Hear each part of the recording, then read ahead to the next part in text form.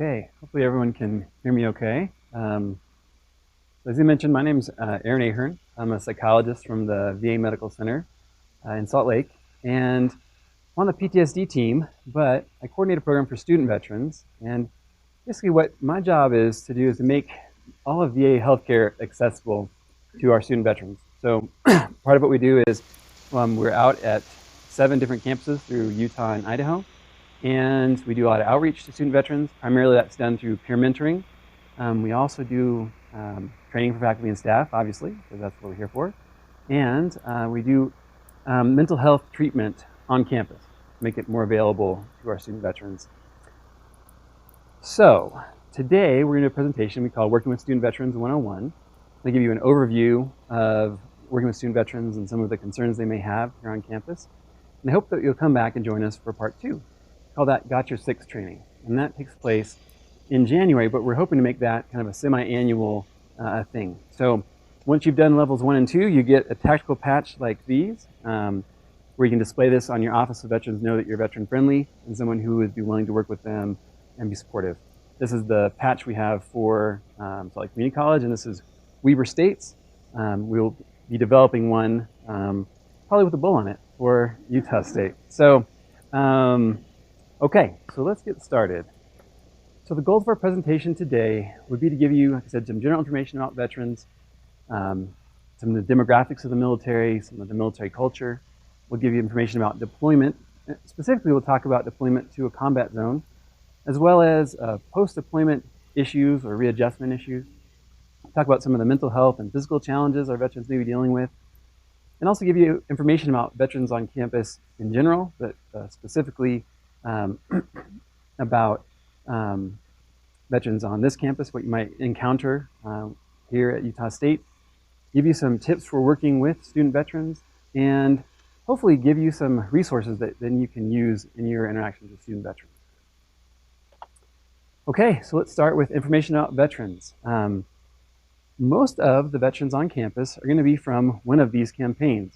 And as government workers, we like acronyms. So OEF, that stands for Operation Enduring Freedom. That may be familiar to some of you, but that's the combat campaign in Afghanistan.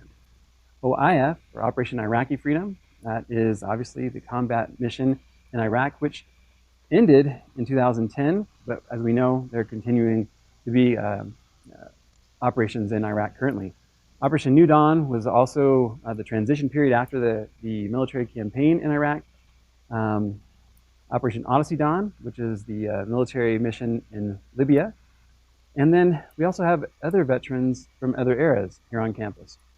Particularly, I noticed that after 2008, with the economic downturn, a lot of our veterans from other eras came back to campus because they might have lost their jobs.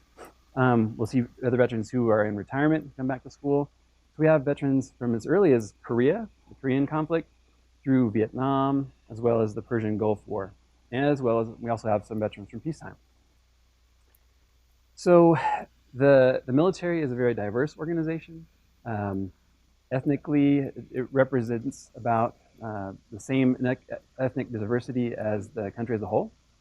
And we have a lot of female veterans. So they're about 20% of the military is female. I think that might surprise some of you, which we typically think is a very male-dominated organization. I mean, it still is obviously majority male, but more and more we're having women join our military service. Okay, so let's talk a little about deployment. And before I get into this, I usually like to preface it with the idea that no two deployments are the same. So there's a broad range of experience on deployment. So on the one end of the spectrum, I like to share a little bit about my family's experience. My father was in the Navy for about 28 years. 22 of that, he was in the reserve. But from about 2008 2009, he was deployed, attached to a Marine Expeditionary Force to Iraq. And his deployment was actually quite quiet, as a deployment to a combat zone can be. He lived on a well-established base.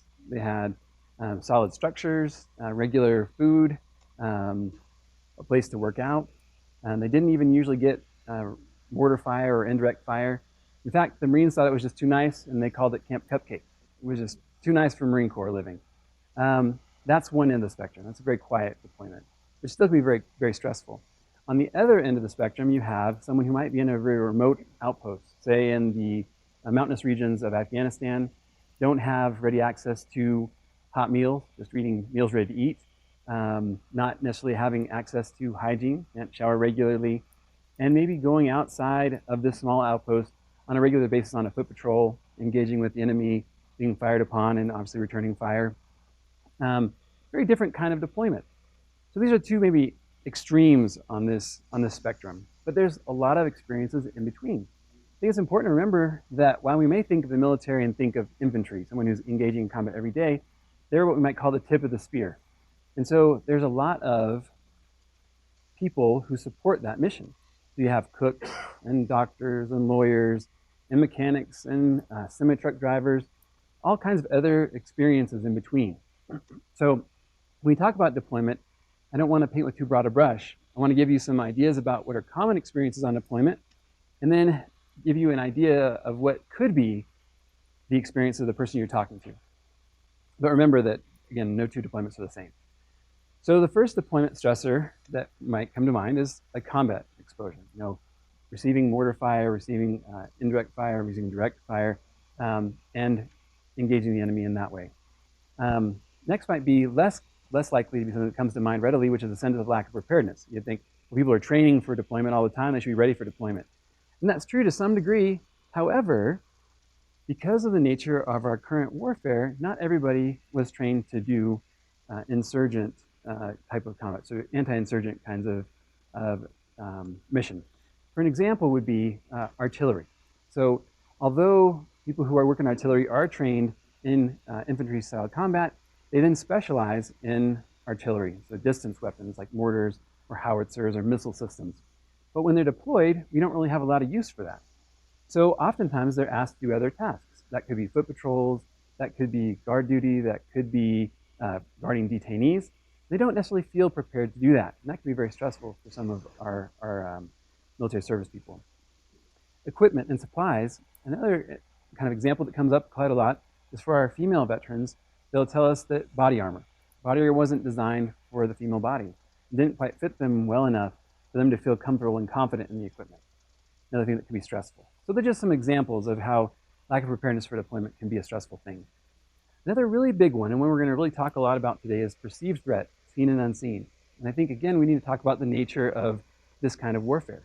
So it's not like the traditional warfare where you have a front that divides the two warring sides, an enemy that wears a uniform that's easily identifiable.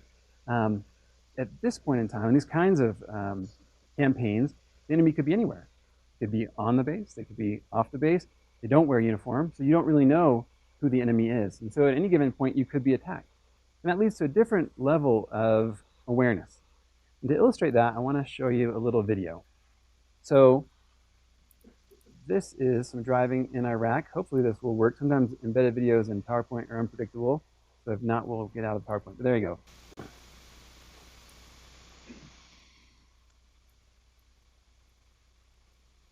And unfortunately, we don't have audio, but what I've been told is there's a lot of swearing going on. Yelling, honking, and swearing is what would be going on if you could hear it.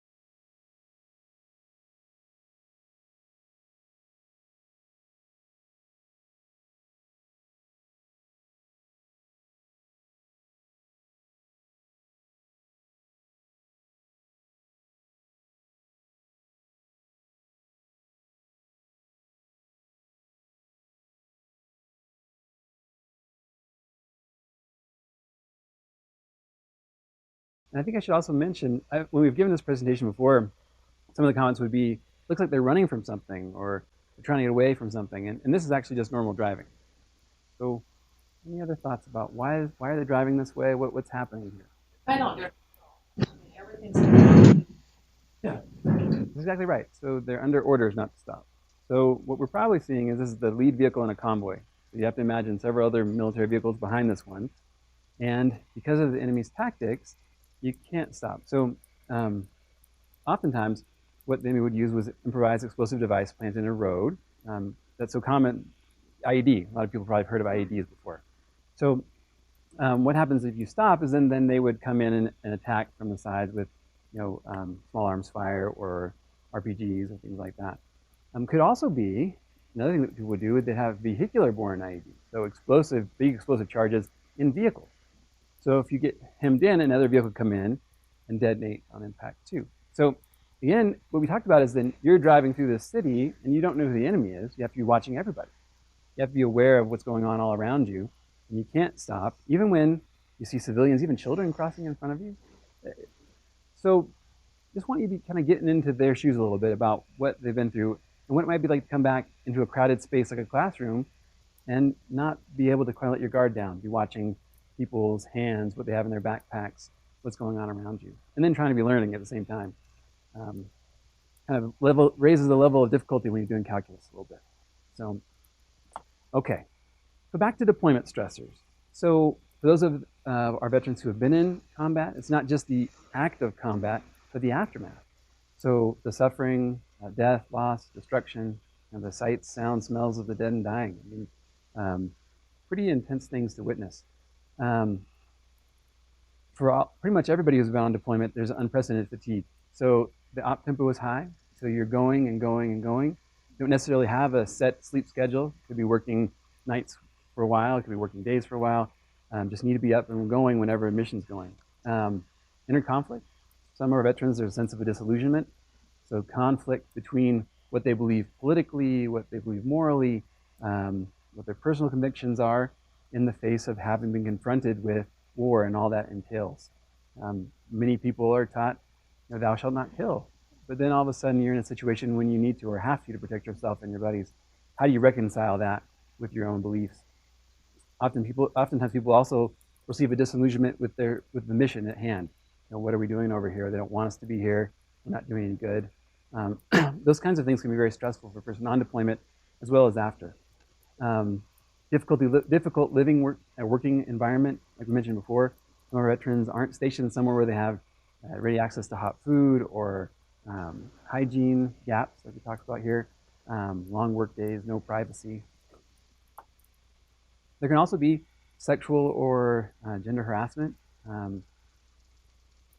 Imagine yourself in a zone where you can't feel safe because you're under attack by an enemy that's hard to identify.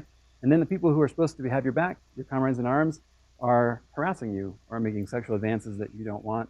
That can be a very isolating and stressful place to be. Similarly, ethnocultural stressors. So people who are of or appear to be of Middle Eastern descent can feel ostracized and discriminated against by their fellow soldiers or other service members. Life and family disruptions can happen. Here I talk about the kind of the blessing and the curse of the internet and Skype. It gives you really easy access to home. You can be in contact with your family on a daily basis, which is really great on the one hand, but also can expose you to day-to-day stressors that you can't do anything about. You can argue with your wife on a daily basis too. That can be stressful when you're at combat. Or hear about Johnny's difficulty with ADHD at school, not be able to do anything about it, or his being bullied, or whatever it might be. It doesn't take 2 months for you to hear about it through a letter anymore. You're going to hear about it each day. On the flip side, being a dependent and having my dad be deployed, you have some stressful things with this day-to-day contact too, because when someone's killed, they block out communication for 24 hours. So as a family member, you don't know if that was your dad or not, or if you're going to be getting called and being notified that he was killed. It can be stressful on both sides. So readjustment. So after service person comes back from the combat zone, the good news is that most veterans will adjust over time. And that adjustment will be something that will happen without intervention.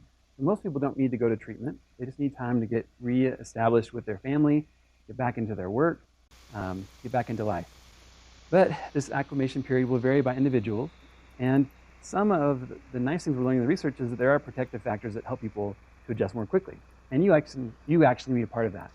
So one of the things that's really helpful is social support. So being able to come back to a receptive and supportive family is great and very helpful for adjustment. Coming back and having your job. So for a lot of our reservists and guardsmen and women, coming back and having your job still is a great thing. Getting back into work is great. Also for veterans who can come back and get into school and feel like they're moving towards something, that can be great. So Mike's going to talk a lot about this loss of identity when someone leaves the military, being able to come in and saying, okay, now I'm a student, I feel comfortable on campus, I feel like I'm accepted here, and I'm moving towards something, a new career, new identity. That can be a very protective thing, and you can all be a part of that as well. Okay, so some of the challenges that people face with readjustment. Small decisions seem too big.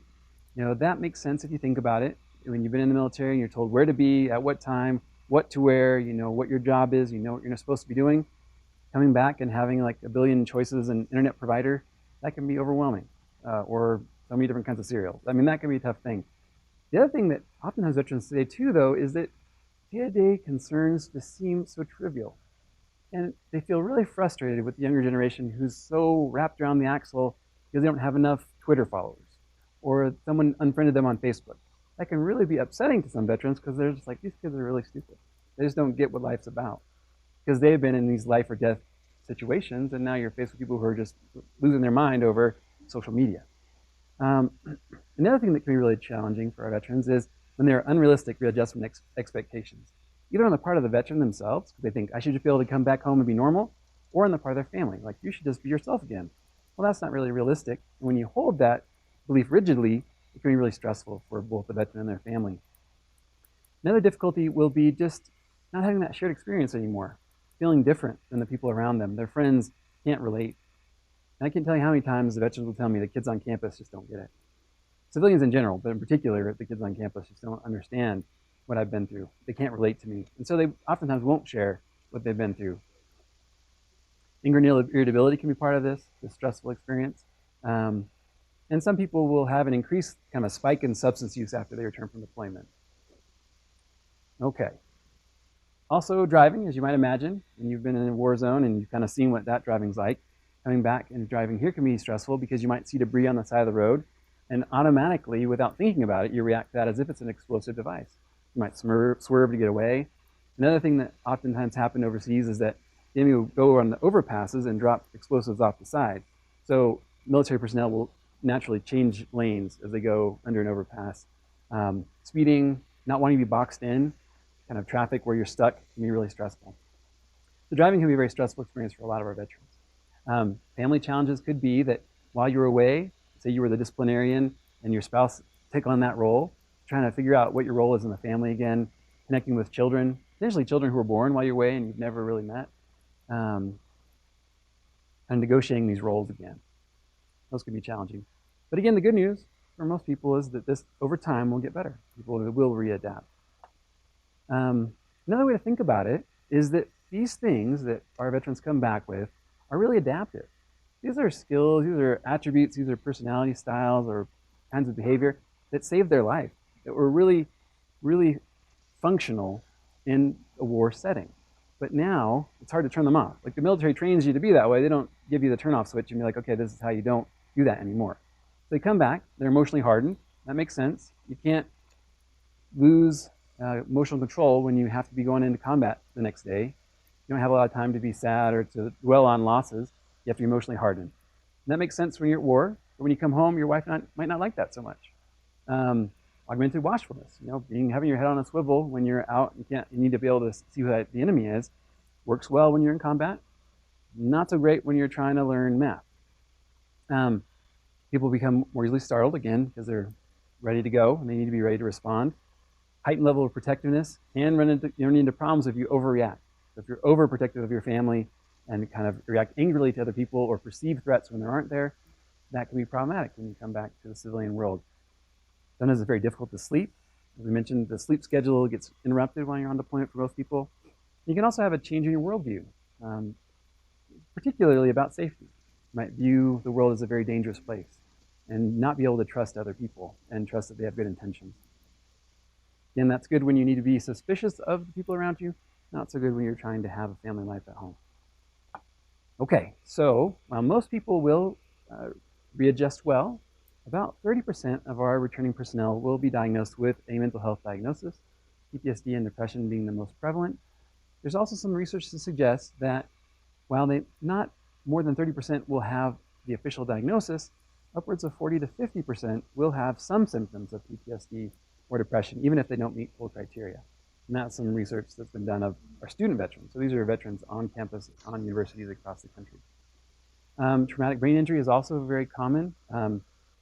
Thanks to the advances in technology and body armor, we have veterans surviving wars or surviving injuries that would have killed them in previous wars. So we have about 10 to 20% of our returning military personnel who have a traumatic brain injury. Most of them mild, but some of them can be quite severe.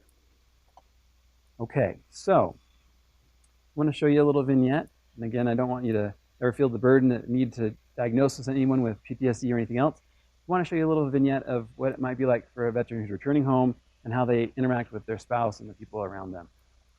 So I want to just ask you to pay attention to it, and at the end, kind of tell me what you notice about their behavior.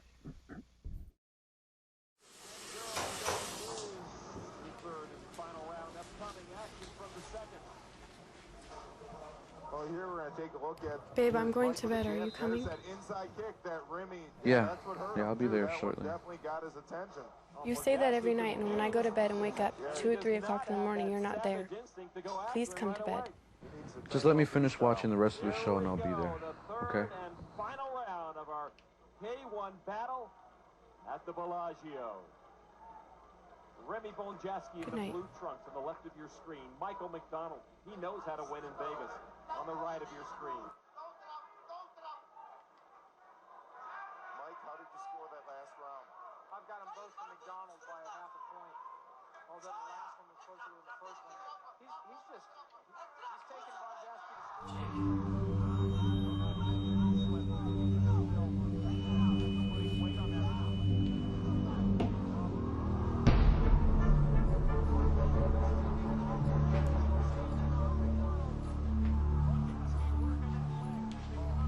Robert! Jake, I'm hit. We gotta get you to a medic!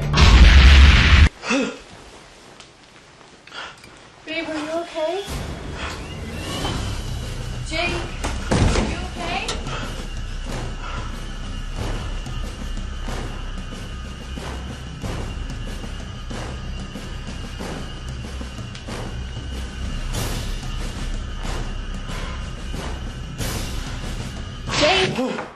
Jake, are you okay? I'm fine. Babe. I'm fine. Jake. I'm fine. Jake, you keep having these nightmares, and you don't talk to me. Something happened over there. I'm okay. I'm all right. I got it under control. I can't help you unless you talk to me about it. Please talk. I said I have it under control. Now leave me alone.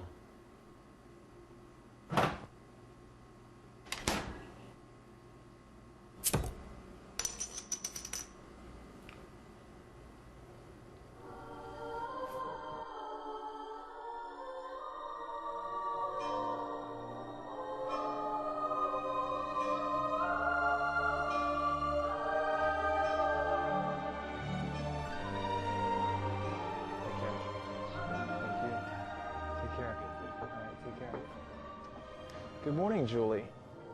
So where's Jake? He couldn't make it again? No, I couldn't get him to come. But just so you know, it's not the church. He's been pretty much avoiding everyone since he got back. Really?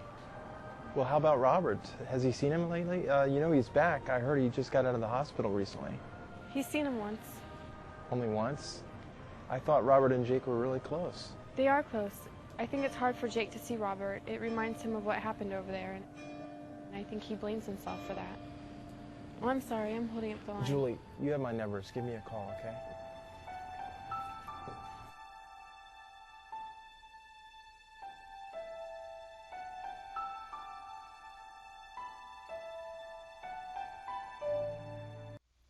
Hypervigilance. Saw something out of the corner of his eye. It was on guard. And then when his wife tried to approach him about it, get him to open up, you shut down and internalize the lack of sleep and the nightmares. From a student's point of view, can really affect someone's academics on a following day after having something happen that night. Yeah, thanks. That's a good point all around. You know, the idea that we talked about having to be almost kind of trained, not trained, you actually were trained, but then also being in an experience where you have to be on guard and watchful. So again, he had that hypervigilance, is the word for it, and then easily startled, and then the nightmare, obviously, and then being emotionally hardened, shutting it down, saying, no, I have to be able to take care of this and be strong and push through this, and not opening up to other people. Yeah. Seem to use a lot of alcohol.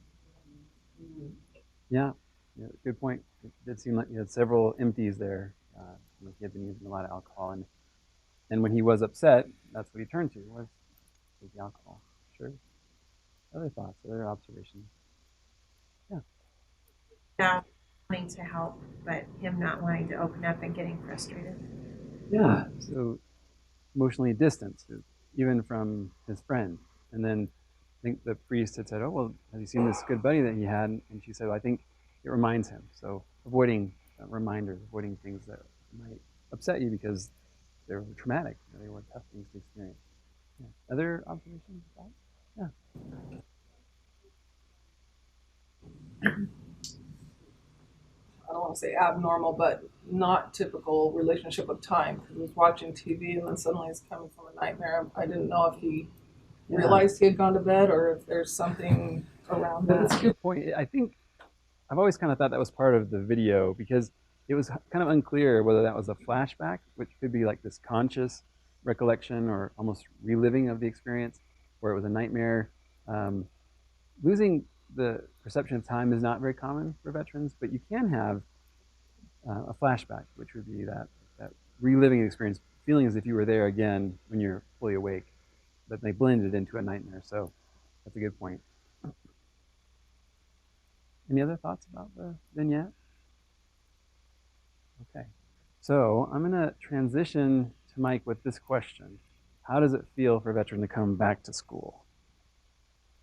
All right, so my name is Mike Foster. I work for the Department of Veterans Affairs as well. My official title is VetSuccess on Campus Counselor. I work for the VA, but I work at Salt Lake Community College. And I'll kind of explain a little bit more about my position in a second. I'm a USU alum as well. I got my master's degree here in rehab counseling and got a job. So there's hope. So the question is, how does it feel for veterans to come back to school? We're going to talk a little bit about, not so much the veterans from deployment, talk a little bit about that, but more veterans in general, because not everybody that served in the military goes to war. You know, the majority of veterans actually don't get deployed to a combat zone. The majority are support for combat soldiers, but they don't go to war. But there's still some real unique distinctions for what veterans go through, just in general. So this is kind of what it feels like for veterans to come back to school. Okay, Elsie and Billy Madison. So that's what we see a lot of veterans come back. They feel out of place when they come back to school. Just some real quick statistics. As of 2013, over 1 million students received educational benefits in that given year. We have a lot of veterans on campus. About 5% of all students in higher education are veterans. We have more and more veterans using GI Bill benefits for post-secondary education. In 2009, the new GI Bill came out. It's a lot financially. It's a lot easier for veterans to go back to school now than it was previously. So a lot of veterans using benefits. The other part of this is these numbers are a little bit old. I think they're a little bit higher now because the military is doing what's called a drawdown, right? So we're not in real big active combat roles.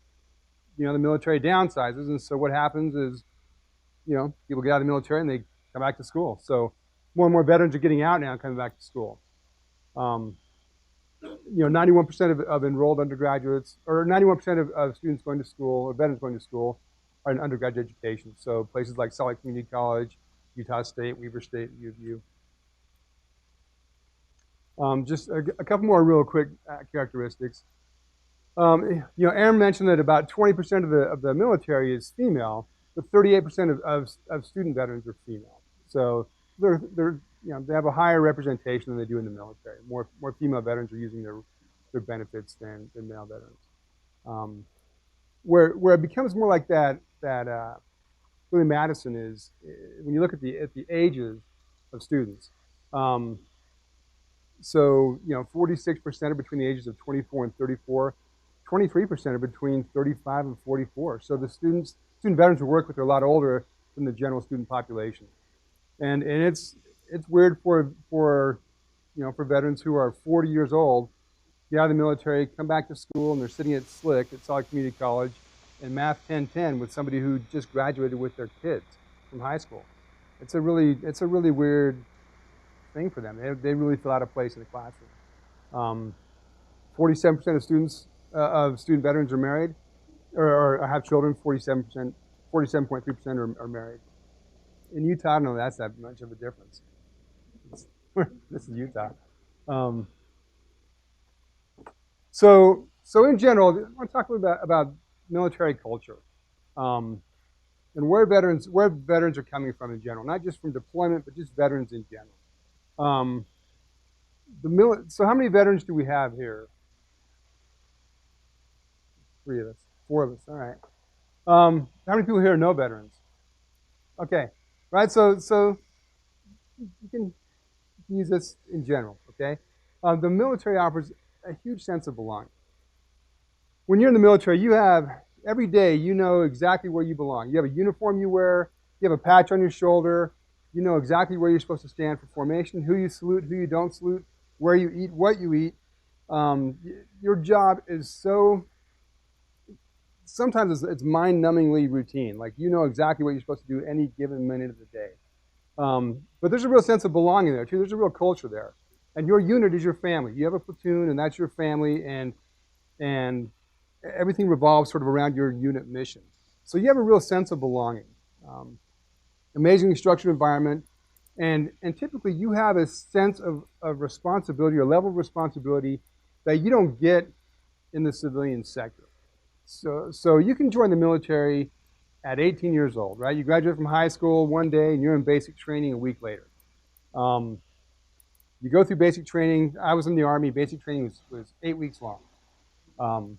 You go through basic training 8 weeks later. You go off to your technical school, 6 months. So, you know, in 6 to 8 months, you are out of all your training and you're a soldier. You have a job, and you know exactly what you're supposed to do. And if you don't screw up, and you're sort of, you know, sort of intelligent, you can make E5. You can be a sergeant. You can be a non-commissioned officer in a couple years, about 3 years typically. So now you're 21 years old and you're a sergeant. So as a sergeant, you have a really high level of responsibility. You're in charge of, you know, 15 to 20 soldiers. You're in charge of millions of dollars worth of equipment. If you're at war, you're making life and death decisions. You're doing things that a 21-year-old in Salt Lake City, Utah, could not dream of having that kind of responsibility. You know, you're making life and death decisions. Just the level of responsibility you have is enormous. Utah is weird. This is like the most overeducated, underpaid workforce in the country.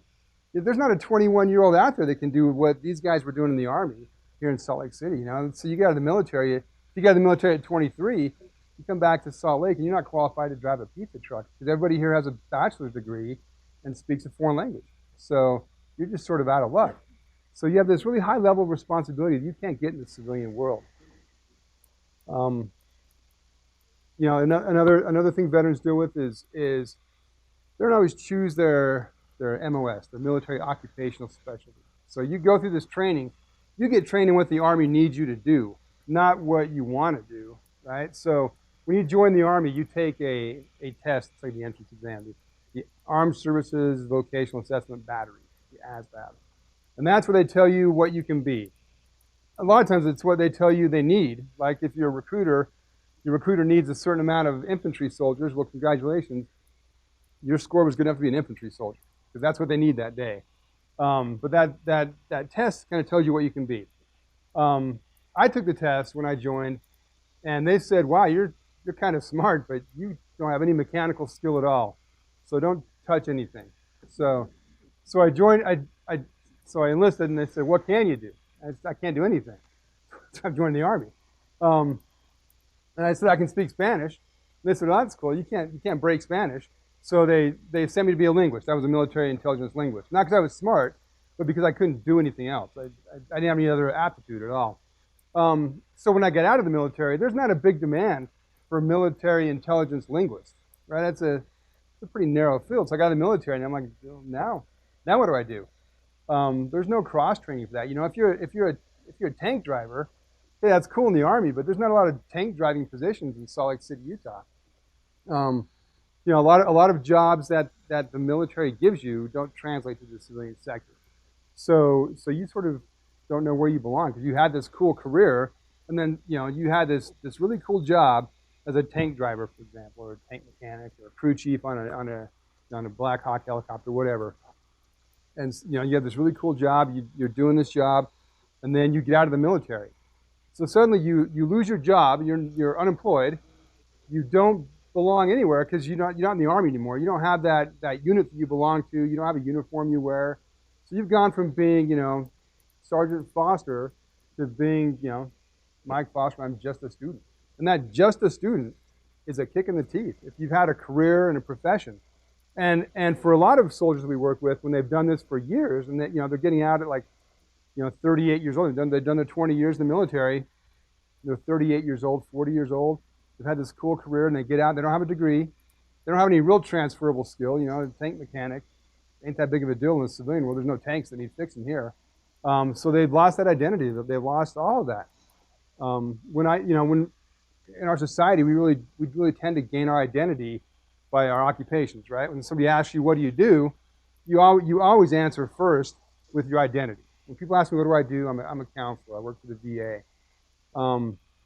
So when you had this cool career, and then somebody asks you, what do? And you don't have any answer for that. You're 40 years old. You don't have a good answer. I'm just a student. That's a kick in the head for a lot of soldiers. So they're dealing with that. So the students we work with come back to school, they're dealing with that loss of identity. And we'll see this at Salt Lake Community College. A lot of veterans will still wear a lot of their military. Some veterans will wear a lot of their military gear because they still want to have that identity. Some want to completely disassociate with it. So not every veteran's the same. A lot of veterans will still wear their jackets, whatever, just because they still want that identity. They want that identity. They want that place to belong. They're dealing with the loss of structure. So we've talked about this, that the military really is regimented. You know exactly where you're supposed to be on any given minute of the day. You know exactly what you're supposed to wear, how you're supposed to wear it, who you salute, who you don't salute, how you stand, how you don't stand, all that kind of stuff. And then suddenly, you're just out. And you don't have to be anywhere till 9:30, till your 9:30 class. And then you have 12 hours of class this semester, and that's it. That loss of structure is really a funky thing to deal with for veterans. And then bureaucratic struggles. So I work for the VA. Ahern works for the VA. Nobody else here works for the VA, right? I don't want to get in trouble. So now, this is being recorded, so I guess I will. But the VA is a, I'm parsing my words, is a horribly bureaucratic entity. I mean, the VA is the second largest federal employer in the country behind the Department of Defense. It's ginormous. And the VA actually is this huge monstrosity that's really comprised of two lesser monstrosities, Veterans Benefits Administration and Veterans Healthcare Administration. And you'd think that we're all VA, so we all talk to each other. We don't. Ahern and I are the only two people in the VA. I work for VBA, he works for VHA. We're the only two people in the VA that talk to each other between those two organizations in the country, it seems like. Veterans Benefits Administration is all the GI Bill stuff, vocational rehabilitation, VA home loans, and Ahern does the real VA stuff, which is like the health care and mental health treatment, that kind of stuff. Those two agencies never talk to each other. So veterans are dealing with two big deals, like the Veterans Health Care and Veterans Benefits. That's a big deal. Those are hard bureaucracies to work through sometimes. And then they're working through Utah State. Utah State's a bureaucracy as well. Right? I mean, we're all bureaucrats. We're all bureaucrats here, right? Okay, we can talk. We can be open. Utah State's, I went here, it's a huge bureaucracy. So you got financial aid, if you're working with the Disability Resource Center. I mean, there's all these different hoops that they have to jump through, all these bureaucratic struggles that they never dealt with in the Army, because in the Army, you just tell your sergeant what's going on and stuff sometimes gets fixed. So that's sort of a deal they're dealing with. They're dealing with a lot more than the traditional student would be dealing with all the bureaucracies they're trying to deal with. And then they have a sort of a perceived lack of options, because you get out of the military, right, and you jump into school, and the way the GI Bill works is you have to take classes that are part of your degree program. If the class is not required for your degree program, the VA is not going to pay for it. So you get in the military, they go to an academic advisor, and they say, yeah, just take some classes and kind of get an idea what you want to do. It doesn't fly with the GI Bill. You can't do that. Everything you take has to meet that degree requirement. And you only have 36 months of the GI Bill. So you have 36 months. That's about 4 academic years. Okay, so quick, I don't want to embarrass anybody. I'll embarrass myself in a second. How many people here have finished their bachelor's degree in 4 years? Okay, about half. Okay, so I have a bachelor's degree in sociology, right? So it's a gateway to more school is what that is. But I was an English major, a Spanish major, a music major, and finally, the only thing down the hill that didn't require math was sociology. So it took me like 6 years to get a degree. Okay, and the GI Bill paid for part of that, tuition assistance, but in the end, I was sort of left hanging out to dry because I didn't know what I wanted to be when I grow up. I still don't know what I want to be when I grow up, but I'm doing this for a while. But that perceived lack of options, veterans get out and they say, okay, you got 36 months to go. Okay, so you can't change your major. If you do change your major, it better be an allied major or you're screwed because you can't get that time back. So veterans have that real perceived lack of options. So what they do, they think, well, okay, I was a combat medic in the Navy. I was a Navy corpsman. So I have training in combat medics. That's what I'll go into healthcare. Well, I don't know if they really like, being a medic. That's just what the recruiter told them to be, right? So they took that test and they said, you can be a corpsman. That's what you should be. And there's a bonus to be a corpsman. So they signed up to be a corpsman, and that's what they are. They don't like it. That's just what the recruiter told them to do. Then they get out and say, I want to go into nursing because that's kind of where I'm close to the Allied. Well, if they don't like it, why do they want to do that? So sometimes we try to pigeonhole people into what they did in the military, try to force it into their civilian life, and it doesn't always work. Because in the military, they didn't do what they wanted to do. They just did what the recruiter told them to do. And what paid the most, right? You get a bonus if you're an infantry soldier. Well, there's no jobs for infantry soldiers when you get out, so it is what it is. Veterans are also dealing with medical issues. We talked, Ahern talked about some of those medical issues, psychological issues. Veterans may be dealing with PTSD, anxiety disorder, depression. There's a whole bunch of issues going on. And then that loss of identity as well causes some anxiety disorder or some anxiety issues as well. So they're dealing with those issues. If a student's going to school at Utah State, there's not a VA medical center here. So if they're being treated for whatever conditions they have, they got to schlep down to the VA in Salt Lake. Okay, it's an hour-and-a-half drive at best, right? So they go down there and they got to wait for an hour and be seen, and they got to come all the way back up here. So if they have an appointment, they're going to school, they have an appointment, they have to go down to Salt Lake. That's a day trip. They've missed their day of classes that day. The way the VA works is the VA can be a little overwhelmed. So they can schedule those appointments out 6 months in advance. A veteran doesn't even know what his class schedule looks like when that class is made. So then, he's in the middle of finals week and he has an appointment. But if he misses that appointment, he can't get another appointment for 6 more months. So those are some of the things veterans are dealing with. Educational issues. A lot of veterans we work with don't have a lot of education before they join the military.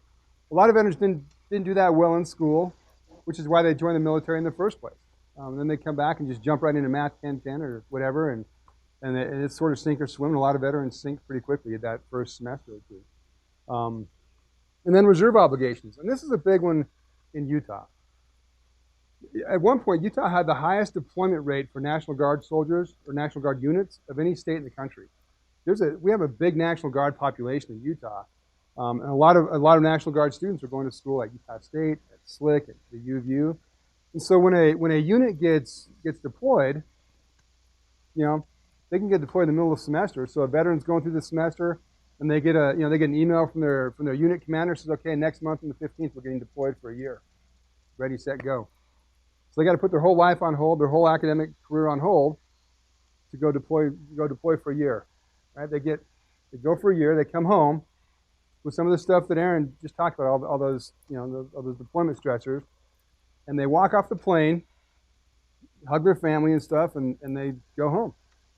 And they don't get some of the same level of treatment that active duty soldiers get when they come home. They just get off the plane and drive home. And then they go back to drill 30 days later, and they have some mental health screenings. But that's what they're dealing with. So then they're home. They might be home for a year or two, and then they get deployed again for another year. I mean, we have veterans with the 300th MI brigade here in Utah that have been deployed 4 times. That's 4 years in the combat zone.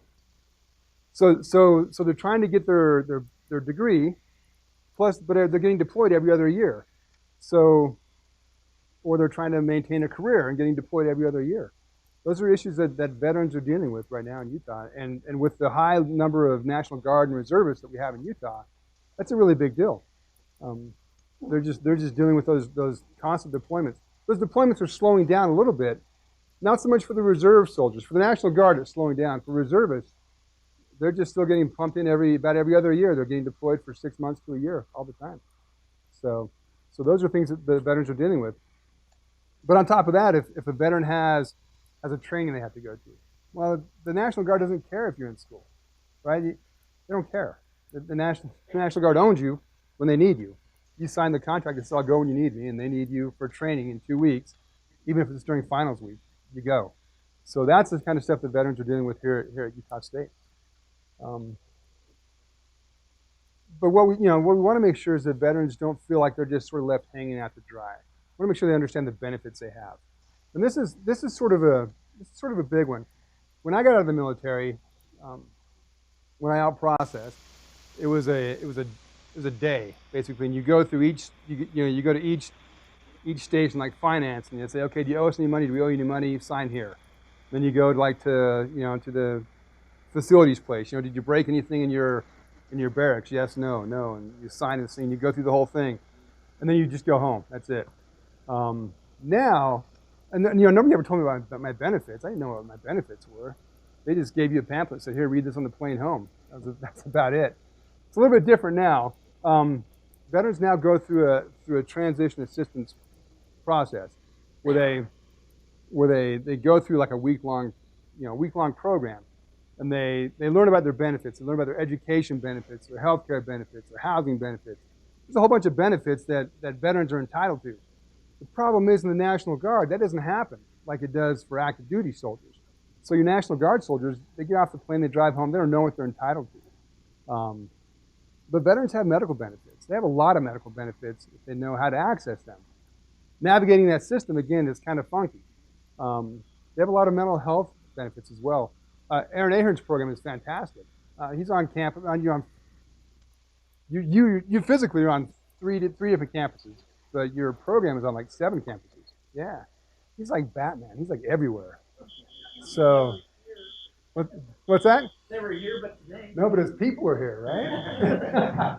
So for us, there are some mental health benefits out there that are really, really helpful. The VITAL program, Veterans Integration to Academic Leadership. Did I nail it? That is much better than the title. Yeah. So his program is fantastic. If a veteran's at Salt Lake Community College, for example, and they're actively involved in PTSD treatment, right? If they're at SLCC on campus and they have to go to their PTSD treatment at the VA, that's still like a 40-minute hike from Taylorsville to the VA because there's no like way from point A to point B. It's a hassle. Parking's a hassle at the VA. It takes forever to find a parking spot and then get in and go through your treatment and then get back to campus. It's the same as if you were going from Utah State down to the VA. So Ahern's program, you can do PTSD treatment right there on campus at SLCC. So a student has a break in class, he goes to his treatment, does his stuff, and then walks over to his next class. I mean, it's fantastic. It's a really, really cool program. But there's mental health benefits that veterans are entitled to. There's housing benefits, VA home loans, rental assistance. There's a lot of benefits that veterans are entitled to. Now, the education benefit is what I do. So my official title is VetSuccess on-campus counselor. And when veterans started getting out of the military in droves back in 2009, 2010, with the new GI Bill, they realized that veterans were doing poorly in school. They had, higher dropout rates, poor grades, they weren't graduating, switching majors constantly, all the negative things that you don't want to see students doing, any student doing, or what veterans were experiencing. And so the VA said, maybe we should have like counselors actually work with veterans. So they put counselors on college campuses, and there were 8 of us initially throughout the country. Salt Lake Community College was one of the first ones. And they said, let's have you meet with veterans where veterans actually are, rather than make them come to you. Why don't you go to them? So we set up shop at Salt Lake Community College and started educating veterans about their benefits. Here's what you have entitled to you. Here's how many months of benefits you have left. Let's help you get a degree before you get out of here. So in 36 months, let's figure out what are your interests, what are your aptitudes and interests, and let's kind of help you figure out where you want to be when you grow up. Not necessarily what you did in the military, but what do you want to be? And then how do we, navigate you through this process in 36 months? And since we've been doing that, it's been pretty successful. Our graduation rates are up, for veterans anyway, at Salt Lake Community College, astronomically. The retention rate is higher. Transfer to 4-year schools is much higher than it was previously. It's been so successful nationally that they've gone from 8 schools to 75 schools, and some counselors are on multiple campuses. So we're in about 97 or 98 schools nationally, which doesn't seem like much when you figure out how many schools there are, when you figure out how big of a bureaucracy the VA is and how slow that ship turns. It's pretty quick for the VA. And the goal is to have me, hopefully somebody better than me, on every campus that has more than 500 enrolled veterans in any given semester. So Utah State's not quite there, but you're working on it, right, Tony? How many veterans do we have on campus right now? This semester we have right around 400, 450 veterans. All right. And another 100-something. Cool. So that's a healthy number. That's good. So there's education benefits out there. The veterans sometimes don't understand they're entitled to. And what we see a lot of times is especially with National Guard and reservists, they think, well, I wasn't active duty. I just got activated for a short period of time, so I'm not entitled to any benefits. Or I was never deployed, so I'm not entitled to any benefits. So what we want to do is make sure that we reach every veteran on campus to make sure they understand what benefits they have. Because even if they're just active, if they're just drilling now, they've never been deployed, they've never gone to combat, or they've never been on active duty, they still have some educational benefits available to them. So we want to make sure they understand what they have. And then employment benefits. There's all sorts of employment benefits for veterans out there. They just simply don't understand. There are federal hiring incentives, contractor hiring incentives. If the government contractor has a federal contract, they have to have so many veterans on their payroll each year to maintain that federal contract. So we want to make sure veterans understand that, and if they want to go work for these contractors, it's a great way to utilize the experience they got in the military, the education they're gaining now, to work for a government contract if they want to. There's a lot of employment options out there. Education benefits. So I'm sort of a jack of all trades with the VA. I work for the vocational rehabilitation program. So my training is in working with individuals with disabilities, try to help them get back to work. So with the VA, I work with veterans they're injured in the military, try to help them get back to work. But I work with any veterans, so whether they're disabled or not, if they're using GI Bill, vocational rehabilitation. The state of Utah has a Purple Heart Scholarship. Is anybody familiar with that scholarship? If a veteran has a Purple Heart, the state of Utah will waive their tuition. So it's a great program. It stinks they got a Purple Heart, but at least they get something out of it. So if you have 36 months of benefits and you want to get a master's degree, you can't get from point A to point B in 36 months. But you can use your Purple Heart Scholarship and your GI Bill and kind of mix and match those programs to get from point A to point B. There's ways to do that. Tuition assistance, if they're actively drilling, if they're in the National Guard or the Reserves, they have tuition assistance programs available to them as well. So So they can use the tuition assistance to start and use their GI Bill later. They can mix and match those to spread that out a little bit. And that's part of my job, is to make sure that they understand what they have, where do they want to be, and then how do we get them from point A to point B with the benefits they have. And if we can't do it, if they want to get like a, if they want to get a PhD, I don't know why they would want to do. Piled iron deeper is what I call it. But they probably can't do it with their GI Bill, but at least they know what they can and can't do, and they can make those plans down the road. So that's part of my job, is to make sure they understand what they have and how do they get from point A to point B, and roadmap that out for them. So that's sort of my role for veterans. What I do as well is these types of trainings, which is train faculty and staff on what to look for veterans in the classroom. Oh, we had a question over here. Oh yeah. Some of my students get some kind of assistance from the military because their parents were in the military. Can Right. you tell us how that works? Yeah. So that's a really good question, and there's no easy question with VA. So I'll try to get this as easy as possible. So with the GI Bill, the new GI Bill, while they're in the military, they can transfer those GI Bill benefits to their dependents if they want to. Okay, that's one benefit, the transfer of GI Bill. The other one is if you're in the military and you get injured so dramatically, or you die in the line of duty, the VA gives you like a disability rating. It's called a service-connected disability, and they sort of rate your whole body by percentages. So if you lose an arm, it's like 50% of your whole body. It's sort of like workers' compensation, right? Like they break you, they buy you. But if your disability rating is so high that you're considered unemployable, you have 100% disability, the VA will essentially give your dependents money each month to go to school while you're going to school. It's like $1,000 per month, and you have 45 months to go to school. And that's sort of to offset the loss of your earnings that you would use to help put your kids through school. You can't work anymore, so the VA will help offset that loss of income. And that's what that's for. Okay. And I work with those students as well. And that's a great question. I hope I did that. Did I do that justice, Tony? Okay. So what we see with veterans in the classroom is that veterans, especially ones who have been deployed, prefer to sit in the back of the classroom. And it goes back to what Ahern was talking about, and that hypervigilance, right? They're always sort of on alert. So they want to be in the back of the classroom and know what's going on around them, and be able to see the exits and entrances and see who's coming and going. And again, it's that really good war skill. It's not really that needed in the civilian world. It's just hard to flip that switch sometimes.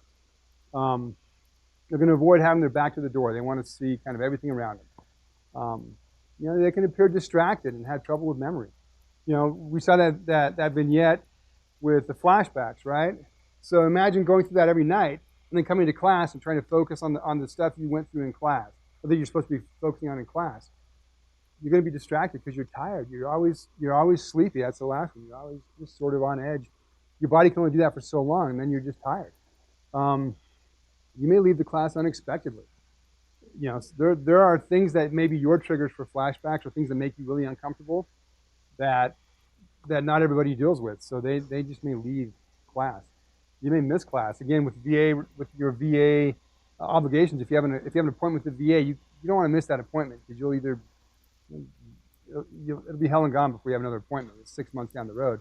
You don't want to miss that appointment, so you miss class. If those are your two options, you miss class. And then what's important to understand as advisors or as faculty is that VA rules are difficult and they're rigid. If a class is recommended, sorry, you can't sponsor that class. It has to be required. Even if your instructor writes a letter saying, yeah, he really needs this class or she really needs this class, it doesn't matter. If it's not in the catalog as a required class, VA is not going to sponsor it. It's just the way it is. Which is too bad, because I think there are a lot of classes that veterans could benefit from that other students get the opportunity to take. VA is just not going to pay for it. The other thing is, don't try to use military lingo and jargon. If you weren't in the military, veterans can really see through that really, really quickly. Just be yourself. Just appreciate what they've done, and don't try to don't try to be what you're not. Careless comments and stuff can really trigger flashbacks. just be sensitive about how you're speaking. Not all veterans have PTSD, and the majority that do function really, really well. Ahern showed the statistic, that 30% of returning students from deployment or returning veterans from deployment are experiencing symptoms of PTSD, and 70% aren't. The vast majority aren't, having, acute symptoms right there in the classroom. And then I would refrain from identifying students as veterans unless they self-identify like any other, student. And then veterans will typically share their story with you if they trust you. If they feel it's a safe place to share their story, they'll share it with you. Here's some examples of things that have been said at Salt Lake Community College. So we didn't make these up. These are things that either other faculty or other students have asked these questions in class, right? So what was going to war like? And that's a really bad question. What do you think it was like? It sucks, right? I mean, war sucks. Yeah, right. It ain't that much fun. So these are things that I typically would not recommend saying to veterans. Did you kill anyone? Would you go back? How's Iraq or Afghanistan? Well, how do you think Iraq and Afghanistan were? You watch the news, it stinks. Are you okay mentally? You never ask that to any student, right? Are you okay mentally? But these are questions that have been asked by faculty and students at SLCC. Are you experiencing PTSD? There's ways to ask those questions privately without saying in front of a class, for sure. But some of these I just would never say anyway. Yeah. Seems like an odd thing on that list. Yeah. So you want to feel that? There's a difference between thank you for your service and thank you for what you did. That there, thank you for what you did, implies that they actually may have killed somebody. It implies that they have done something. We don't know what they did. Exactly. I see. It's the implication. Yeah. And so if perhaps they did or did not, it can cause a triggering moment if that veteran does have PTSD. So if you thank them for their service, that's more generic. Right. So, and you'll get a mixed bag. There are some veterans that prefer not to, or there are some veterans it doesn't bother them. There are some veterans who actually appreciate it. I'm one of those veterans who actually appreciate it. But it's a mixed bag. So a good example of that is the driving vignette we saw, right? Some, when you're driving, you can't stop, and so there were parts where like people ran out in front of them and really hustled out of the way. There are times when people don't get out of the way and they get hit, and you're the one that hit them, right? So that's something you got to live with for the rest of your life. And so when you say thank you for what you did, well, that's what I did. Don't thank me for that. Thank you for your service. That's a whole different issue. Yeah. So right. So again, not everybody is going to be offended by that, but you never know. So it's better to err on the side of caution.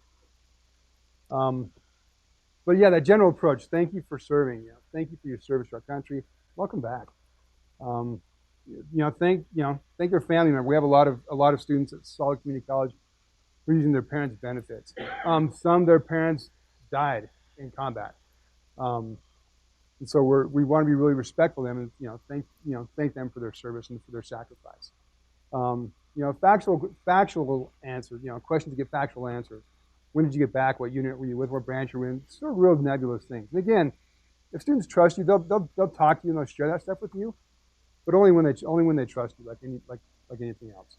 But so don't pry, don't push it, don't go overboard and praise them. Again, just be aware, just be courteous, and think about what you're asking and how that would affect somebody who may be experiencing PTSD or who may have done things that they're not proud of doing over there. So some great resources. I wouldn't expect academic advisors or counselors or anybody to understand the VA at all. I don't understand the VA. I've been working at the VA for like 17 years. I've been there a long time. And the VA changes all the time, which is a great thing because nobody knows that I don't know what I'm doing because the VA always changes. But Tony is a great resource. So if you have questions about VA issues, feel free to call myself or Ahern or Tony. I mean, Tony's right here on campus. And we can help those veterans kind of figure out what they're entitled to and kind of where to go for assistance. Because again, in the end, nobody knows everything about the VA. It's too stinking big. But we can find the answer for you.